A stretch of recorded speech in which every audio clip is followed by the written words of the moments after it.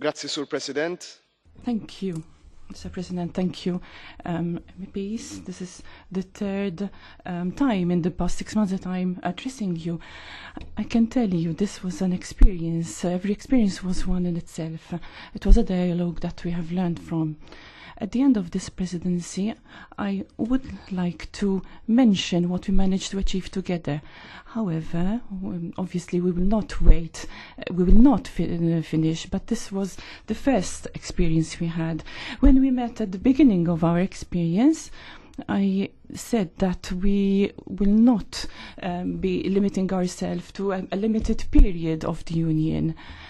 As European politicians, we always strive to improve our citizens' life, to give more rights and equality to all citizens. Also to improve businesses, to create more work for our young people, because it is obviously work that we can leave poverty if we work. As I will explain later on, solidarity is very important. We should not equate it only with money. We should think about humanity. Therefore, I would like this discussion. I'd like to focus about the future of Europe and not only about what we achieved. Also, the results, a chain reaction. Also, to continue the reflection with our colleagues from Estonia. I'm sure they will also achieve success in their work. A new idea, a new concept about how we're going to bring about the European Union principles. In Europe's history, but which for us, Maltese, the smallest member state, means a lot. Even though leading the presidency of the European Council might not have a direct effect on citizens, the Maltese people feel a sense of pride. And every time we closed a dossier and we were praised or criticised, we felt part of something larger than the small island we live in.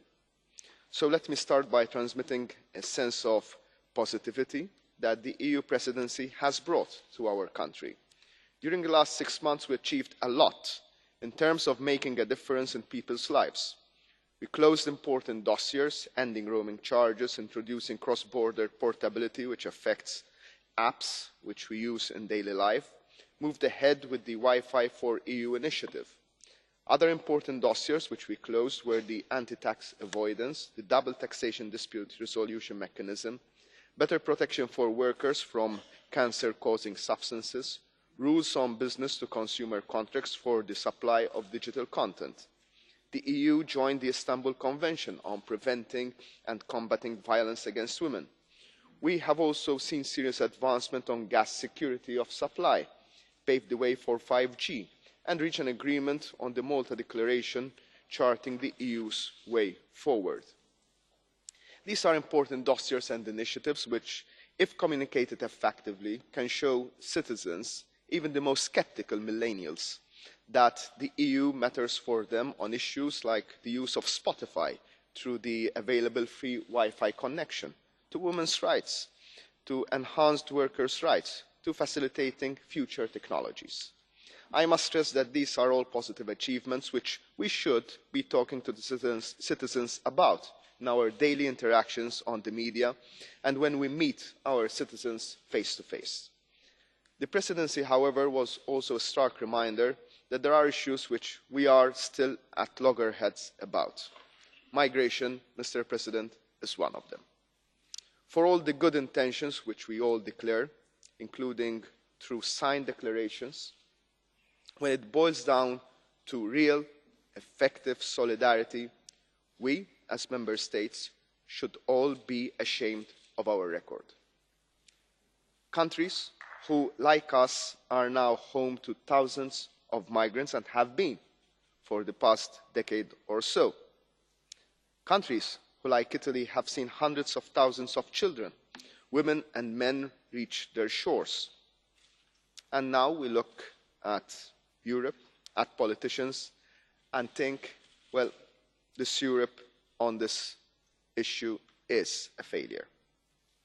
So do we blame any citizen in any country who feels shortchanged just because of the geographical reality they live in? How are we making a difference in these people's lives? Are we just blaming them for turning to extremist parties? It is in this context that Malta supports the agreement reached between Italy, France and Germany in the presence of Commissioner Avramopoulos. We agree with the need for more financial transparency for NGOs, more specifically, who is funding them and why. Not to engage in some sort of war of words with these organisations, but to make sure that we all play by the same rules. We agree also that there needs to be clear rules of engagement, not to engage in Libyan territorial waters, and the need for more coordination between the coast guards involved.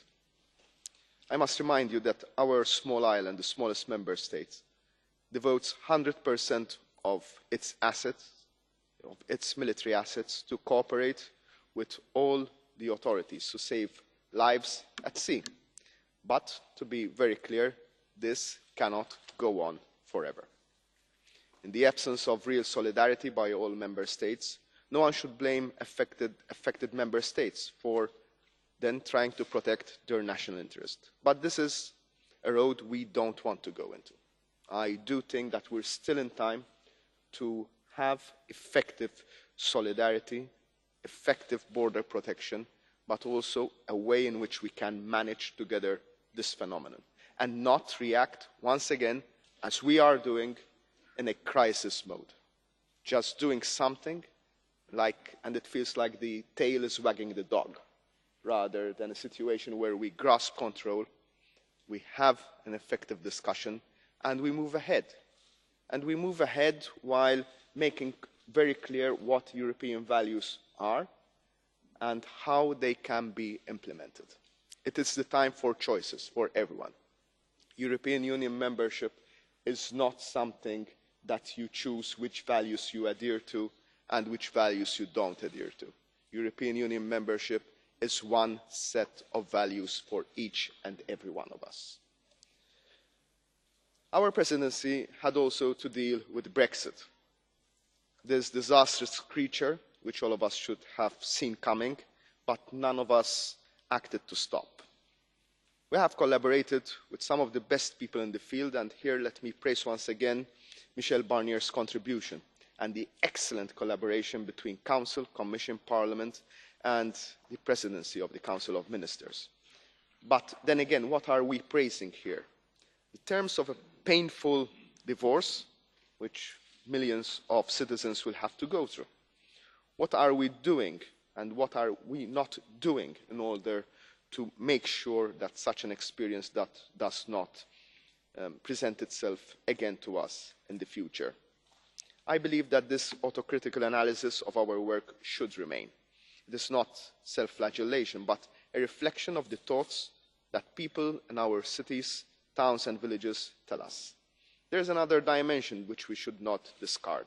Europe does not stop with its borders. Our role in the world is as crucial and central as any other continent, and has become even more so in the past few months. We are at the forefront of certain issues that cut through oceans and forests, such as climate change.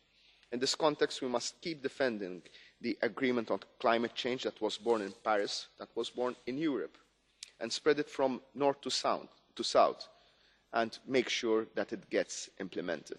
Europe must not close its eyes to what is happening just 60 kilometres off our coast in Libya, because Europe is Libya's neighbour, and Libya is Europe's neighbour. Our seas should be a force to unite the world. Our vision for the world must be to build bridges and not walls. But first, we must understand that solidarity begins at home and should be shown with the smaller members of our family and those who go through a crisis. Together we have overcome so many challenges, and if we heed our people, we will once again rise to the occasion and bounce back on the crucial effects and the crucial issues that affect citizens at workplaces, in our kids' classes, in our hospitals, in our homes, when families sit around the table to discuss their daily successes and failures.